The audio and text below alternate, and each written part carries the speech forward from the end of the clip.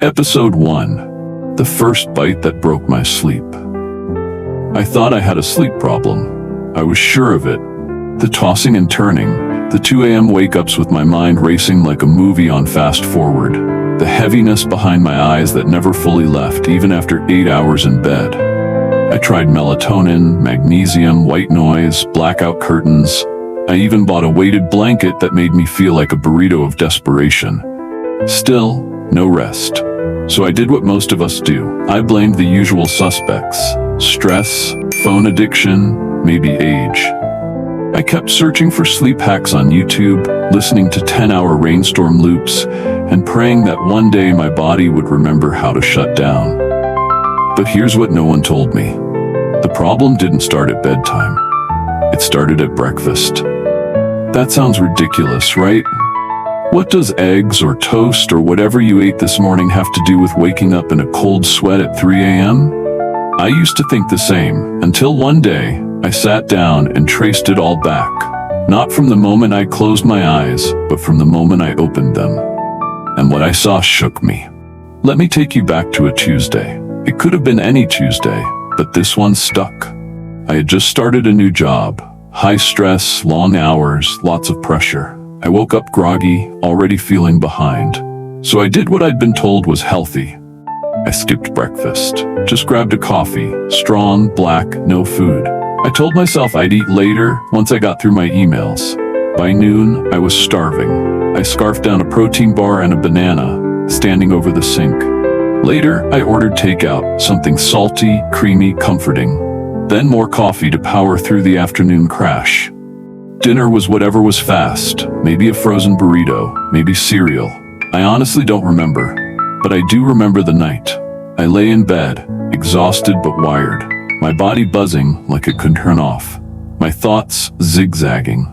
I kept shifting, trying to find a position that felt safe, but nothing did. And around 2:47 a.m., I was wide awake, staring at the ceiling, asking the same question I had asked every night for months. What's wrong with me? Turns out nothing was wrong, but something was off, deeply off. That day, my coffee on an empty stomach day, my sugar spike lunch day, my crash then caffeine repeat day, wasn't just random. It was a pattern that sent my blood sugar on a roller coaster, triggered cortisol to spike when it should have been tapering, kept my nervous system in fight or flight all the way until bedtime. And then, cruelly, it left me there, wired, flooded, unable to rest. It didn't matter that I was tired. My body wasn't listening to the clock. It was listening to the chemistry I'd created through every bite, every sip, every skipped meal. Sleep isn't just something that happens at night. It's something you build all day long, and I had been unknowingly tearing it down. One rushed meal, one forgotten protein, one cup of coffee too early, one nutrient gap too wide. I was feeding my alertness. I wasn't feeding my rest. Once I saw that, I couldn't unsee it. So I started small. I stopped drinking coffee on an empty stomach. I added breakfast back in. Real food with protein, fiber, fat. I built lunches that didn't spike my blood sugar and dinners that didn't leave me bloated. I ate in a way that told my body, all day long, you're safe now. It's okay to slow down. And night by night, the insomnia softened. I still had bad nights sometimes, but more often, I had good ones, restful ones. Nights where I didn't even remember falling asleep because my body just let go. And it all started with one bite. Not a magic bite, not a perfect one. Just one that said, I'm here for you. One that whispered, you don't have to run anymore. Because maybe the answer to deep sleep isn't just in supplements or sleep trackers or meditation apps. Maybe it's in the way we feed ourselves, the way we nourish safety, the way we prepare the body to let go, not at midnight, but at breakfast, at lunch, at dinner. In the next episode, I'll take you deeper into that journey, into the wild ride of caffeine, carbs, and cortisol, and how they quietly hijacked my rest. But for now, maybe just ask yourself, what did I feed my sleep today? And if the answer isn't what you hoped for, don't worry. You're not behind. You're just starting.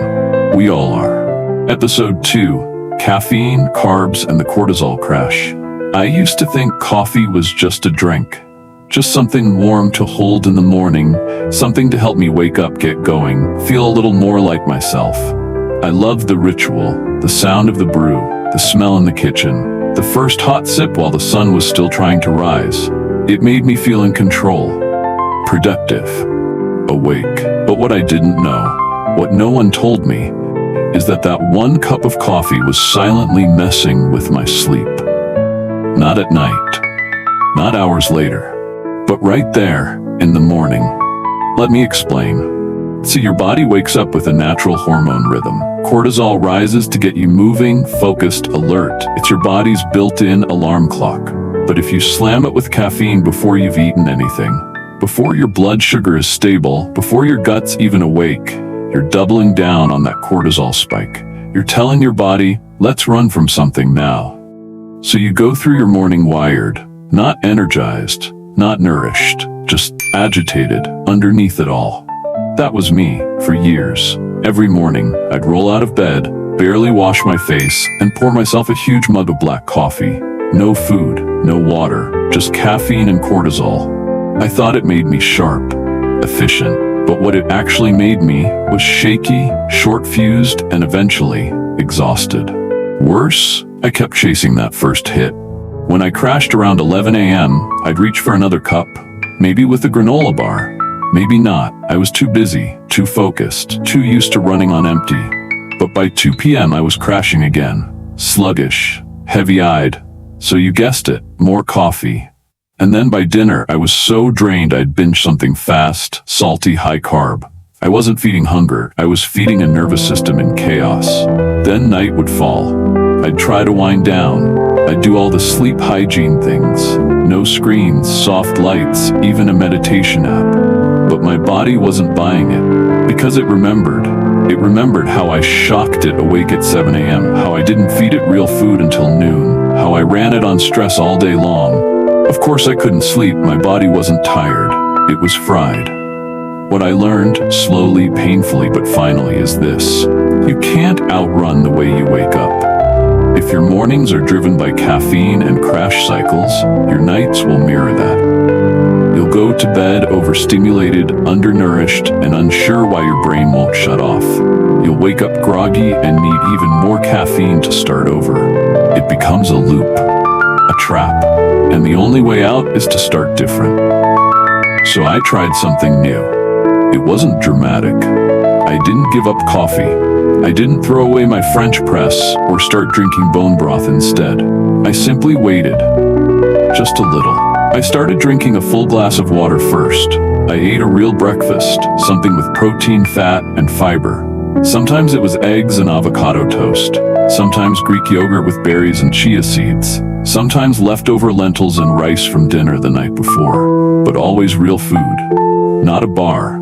Not a sip. A meal. Then, only then, I made my coffee. And it was like someone turned the volume down on my anxiety. I could feel the caffeine, but it didn't rattle me. It didn't spike me. It supported me. My hands didn't tremble. My stomach didn't tighten. My breath stayed low and deep instead of high and shallow. And most surprising of all, I didn't crash. By mid-morning, I felt steady. Not hyper, not sluggish, just clear. Grounded. I didn't crave that second or third cup. I didn't reach for sugar. I didn't get hangry or snappy or start fights in my head with people who hadn't even texted me back. I was, for the first time in years, regulated, and the ripple effect didn't stop there. When my mornings became steady, my afternoons were calmer. My evenings were easier. My sleep, my impossible elusive sleep, began to shift. I fell asleep faster. I stayed asleep longer. I didn't wake up drenched in cortisol at 2 a.m. My dreams softened, my body stopped bracing, and it all started with that first choice in the morning. Here's the truth I learned. Caffeine isn't the villain. Chaos is. When we use caffeine to mask hunger, exhaustion, emotional overwhelm, or skipped meals, we teach our body that fuel isn't coming, only stress is. But when we pair caffeine with nourishment, with rhythm, with intention, it becomes a tool, not a trap. So no, you don't have to quit your morning coffee. But maybe, just maybe, you can delay it. Give your body a chance to land, to feel safe, to be fed. And if that feels like too much, start small. Add a boiled egg, a slice of whole grain toast, a spoonful of nut butter with your banana. Anything that tells your system, I'm here. I'm not starving. You're allowed to exhale. You'd be amazed at how much that one exhale changes your entire day. In the next episode, I'll take you into what used to be my favorite time of day, dinner, and how I accidentally turned it into the biggest sleep disruptor of them all. It's called the dinner that kept me awake. And trust me, it's not just about what I ate. It's about what I believed I needed to feel full, and how that belief cost me every hour of rest. Until then, pour your coffee with care. And don't forget to eat something first. You're not just fueling the day, you're feeding your sleep. Episode 3, The Dinner That Kept Me Awake. I used to believe that a big dinner was the key to winding down. After all, wasn't that what comfort looked like? A plate of creamy pasta, maybe a glass of wine, something sweet to finish the day. Eat until you're satisfied, then sink into bed and drift off. That was the dream. But the reality? It wasn't dreamy at all. I'd go to bed feeling heavy, full but restless. My stomach would be working overtime while my mind spun in circles. Sometimes I'd wake up at 1 or 2 a.m. with my heart pounding, like my body was still trying to digest not just the food, but the stress of the day. And yet I thought that was normal. I thought that's just what being an adult felt like, tired and wired all at once. The truth is, the way we eat dinner matters, not just for weight or digestion, but for sleep. Because what you eat at night and how you eat it sets the tone for how your body powers down or doesn't. I learned this the hard way. There was a night, one I remember so clearly, when I came home late after a brutal day. I was tired, cranky, starving. I threw together a huge plate of takeout noodles, fried dumplings, and washed it down with a soda, because honestly, I just wanted something quick and comforting. I collapsed on the couch with Netflix, barely noticing how fast I ate. By the time I hit bed, I was so full I couldn't even lie on my stomach. But I thought, at least I'll sleep well. This food will knock me out. Except it didn't. I woke up every hour. My body felt inflamed, my brain was buzzing, and by 4 a.m. I was wide awake, staring at the ceiling, wondering why I couldn't just rest. It wasn't until later, when I started connecting my meals to my sleep patterns, that I realized what happened. I hadn't just eaten dinner. I'd spiked my blood sugar, cranked up my digestion, and basically told my nervous system, don't rest, work harder. Most of us think of dinner as the reward, the escape, the thing we look forward to all day. And there's nothing wrong with that. Food should be enjoyable. But if your dinner is heavy on refined carbs, overloaded with fat your body can't break down in time, or completely lacking in protein or fiber, it's not a reward. It's a disturbance. Especially when you eat it fast, late, and distracted. Let's talk about blood sugar first. High-carb meals, like white rice, creamy pasta, takeout noodles, or anything fried with sugar sauces, can spike your blood glucose levels in a big way. And while you might feel relaxed right after eating, that spike is temporary. What follows is a crash, and your body experiences that crash like a threat. Cortisol rises to stabilize things, adrenaline might kick in, and suddenly your body's on high alert at 1 a.m., even though you're in bed. Then there's digestion. Meals that are high in fat or low in fiber take longer to process. When you eat a heavy meal close to bedtime, your digestive system doesn't have time to break it down before your body wants to rest. But here's the thing, digestion is an active process. It requires energy, blood flow, muscle contraction. So instead of winding down, your body stays awake because your stomach is still clocked in. Now let's add stress to the mix. After a hard day, most people use food to soothe, and that's not inherently bad. But when food becomes the only tool for comfort, it often leads to binge-like eating. Fast, mindless, emotionally charged. And your nervous system reads that too. It doesn't feel safe. It feels rushed, threatened. So even though you're full, your body isn't settled. It's still waiting for safety cues that never come. And that's why you can eat a huge meal and still feel unsatisfied and sleepless. So what's the alternative?